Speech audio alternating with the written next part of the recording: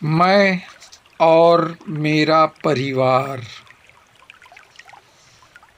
मैं और मेरा परिवार सूरज की गर्मी से सभी परेशान थे।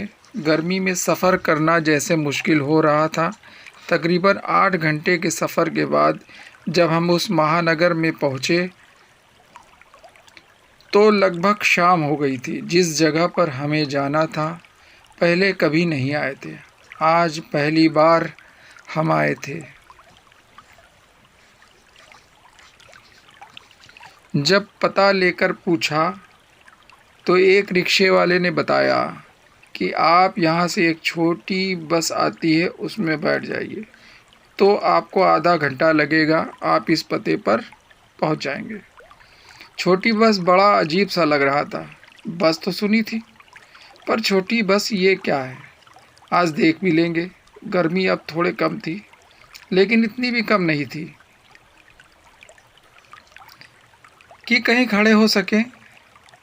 सूरज अभी भी चमक रहा था। थोड़ी देर बाद इंतज़ार करने पर एक छोटी बस जो कि बताया था आ पहुंची। देखने में बहुत छोटी ही थी। शायद आपको पता ही होगा, उसमें जगह तो बस ना के बराबर ही थी और लोग बस चढ़े ही जा रहे थे। जैसे तैसे उस बस में चढ़े, उस बस चल दी।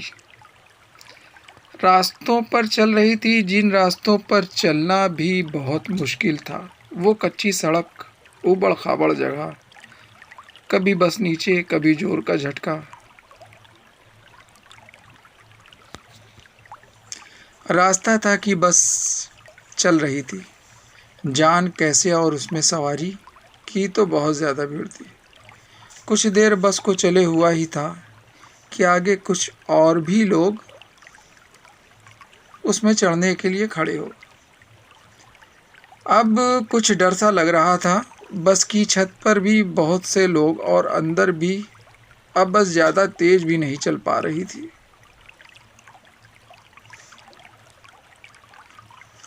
क्योंकि सड़क की हालत अच्छी नहीं थी। अब तो बस यही लग रहा था कि जल्द से जल्द मनोज आ जाए। बस के अंदर सांस लेने में भी काफ़ी तकलीफ़ हो रही थी। एक तो गर्मी, ऊपर से बस में भीड़। तभी अचानक एक बहुत तेज़ आवाज़ हुई। सभी लोग डर गए। बस के पहिए में फुस पंचर हो गया था। कुछ लोग ऊपर से ही नीचे आ गिरे। सभी लोग सुरक्षित थे क्योंकि स्पीड ज़्यादा नहीं थी। सभी लोग बस से उतर गए और किसी वाहन का इंतज़ार करने लगे क्योंकि कोई भी अपनी मंजिल तक नहीं पहुंचा था। हम भी यही सोच रहे थे कि अब क्या किया जाए। तभी दूसरी छोटी बस सामने से आ रही थी। जैसे ही वो रुकी, सभी लोग उसमें ही चढ़ने लगे। हमारी तो हिम्मत नहीं हुई उसमें चढ़ने की, पहले से ही भरी हुई आ रही थी बस। ऊपर से इस बस की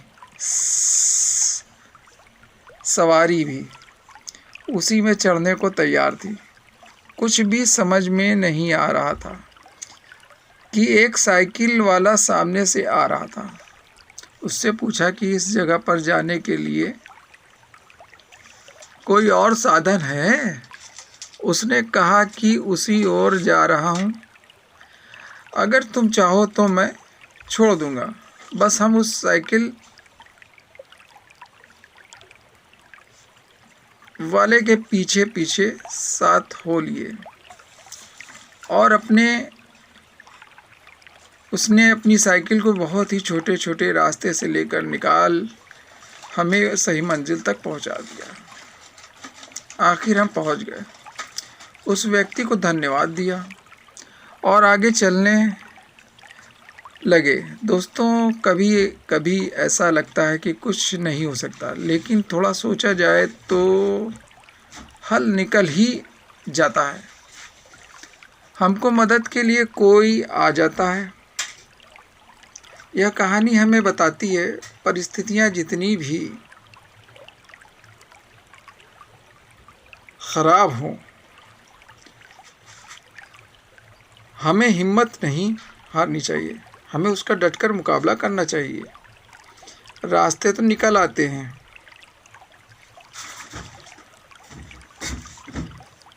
सभी मौसम अच्छे होते हैं, हमें सभी मौसम का आनंद लेना चाहिए। अगर आपको यह कहानी पसंद आई तो शेयर ज़रूर करें, सब्सक्राइब करें, लाइक करें, कमेंट करना ना भूलें, ताकि हम आपको बहुत ही अच्छी अच्छी मज़ेदार शिक्षाप्रद कहानी देखने के लिए बना सकें। धन्यवाद। समाप्त।